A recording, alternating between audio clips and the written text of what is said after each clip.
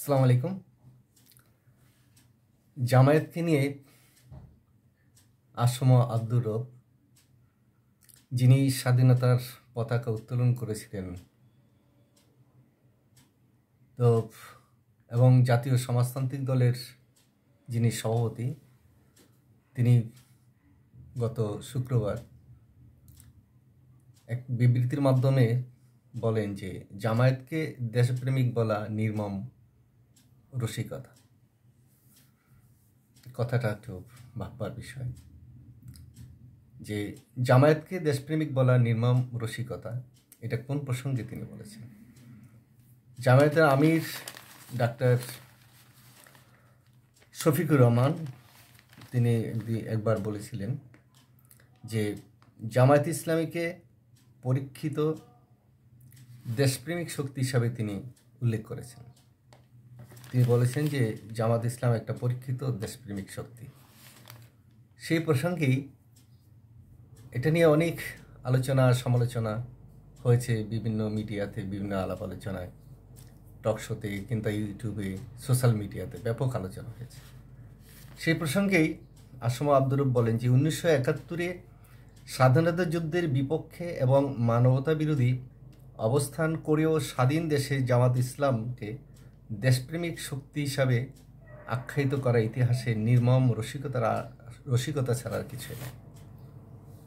1971 সালের স্বাধীনতা যুদ্ধ, যেখানে আমাদের 30 লক্ষ মানুষের রক্ত দিতে হয়েছে, অজস্র মা বোনের মান সম্মান আমরা বিক্রি দিয়েছি, তারপরে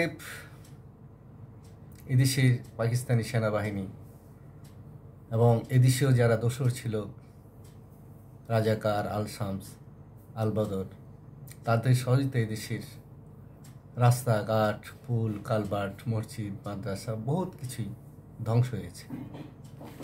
তো তাই এই বিষয়টি একটা খুবই গুরুত্বপূর্ণ বিষয় যে এত কিছুর পরেও আমরা কি সেই 1971 সালের মুক্তিযুদ্ধের সেই ইতিহাসগুলোকে আমরা সহজেই ভুলে যেতে পারি কিংবা চাই। আর সেক্ষেত্রে যে আসম আব্দুর রব তিনি যে কথাটা বলেছেন, সেই কথাটাও তো ভাববার বিষয়। বর্তমান প্রজন্ম যারা ইতিহাস সচেতন, তারা 1971 সালের মুক্তিযুদ্ধ সম্পর্কে বেশ ভালো জানে। তো সেই ক্ষেত্রে যদি বলা হয় যে বাংলাদেশে একটা দেশপ্রেমিক পরীক্ষিত শক্তি জামাত ইসলাম, এটা একটু বেশি বলা হয়ে যায় না? এটা এদেশের মানুষই বিবেচনা করবে। এদেশের যারা মুক্তিযুদ্ধের চেতনা লালন করেন কিংবা মুক্তিযুদ্ধের যারা বিশ্বাস করেন, স্বাধীন সার্বভৌম বাংলাদেশকে বিশ্বাস করেন, একটি লাল সবুজের পতাকা, একটি জাতীয় সঙ্গীত, এর মানচিত্র যদি বিশ্বাস করেন, তাহলে অবশ্যই জামাত ইসলামকে কীভাবে নিবে না নিবে সেটা কিন্তু ইতিহাসই বলে দিবে, সময়ই বলে দিবে। তো তিনি আবার বলেন যে মুক্তিযুদ্ধের বিরোধিতা দেশপ্রেমিকের নিদর্শন নয়। হ্যাঁ, যারা মুক্তিযুদ্ধের বিরোধিতা করেছে তারা দেশপ্রেমিক কীভাবে হয়, এই কথাটাই তিনি বলেছেন। এবং মুক্তিযুদ্ধের বিরোধিতা করে নিজ দেশে নাগরিকদের হত্যা করে কিংবা হত্যার সাথে জড়িত থাকা দেশপ্রেমের পরিচয় নয়। ঠিক নিজ দেশের মানুষকে হত্যা করে, গুম করে, কিংবা যারা পাকিস্তানি বাহিনী তাদের সহায়তা করেছে, তাদের কিভাবে আমরা পরীক্ষিত দেশপ্রেমিক বলি?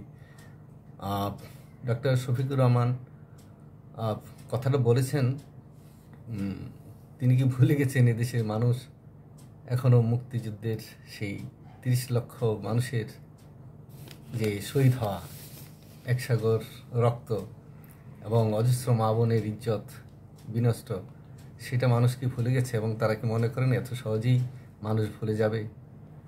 আর তিনি বললেন যে একটা পরীক্ষিত শক্তি, কিভাবে পরীক্ষিত শক্তি তাদেরকে প্রমাণ করতে হবে, এটি মনে হয় সাধারণ মানুষের বিশ্বাস। আসম আব্দুর রব আরও বলেন যে অন্যদের বীরত্ব, লড়াই, সংগ্রামকে অস্বীকার করে নিজেদের শ্রেষ্ঠত্ব ঘোষণা করার রাজনীতি গত 15 বছর জাতি প্রত্যক্ষ করেছে। এটা আওয়ামী স্বৈরশাসনের কথা বলছেন, সে আমলের কথা বলছেন।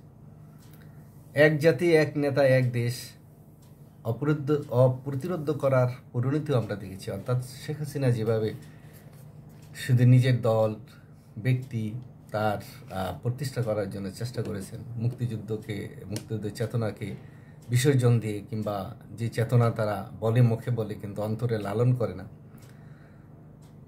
সেই ব্যাপারেও তিনি কথা বলেছেন এবং বলেছেন যে এবারে ছাত্র জনতার অভ্যুত্থানের মাধ্যমে যে নজিরবিহীন পরিবর্তন ঘটেছে তাকে আত্মসাৎ করার প্রবণতা থেকে সব পক্ষকেই বিরত থাকতে হবে কিংবা সতর্ক থাকতে হবে।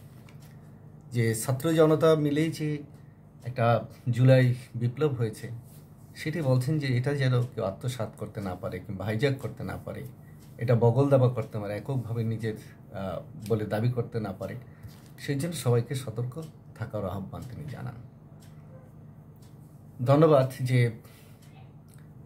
আসম আব্দুর রব একজন মুক্তিযোদ্ধা এবং মুক্তিযুদ্ধের সংগঠক, সে সময় 4 খলিফার 1 খলিফা ঢাকা বিশ্ববিদ্যালয়ে, তাদের নেতৃত্বেই সারা দেশের ছাত্র জনতা জেগেছিল।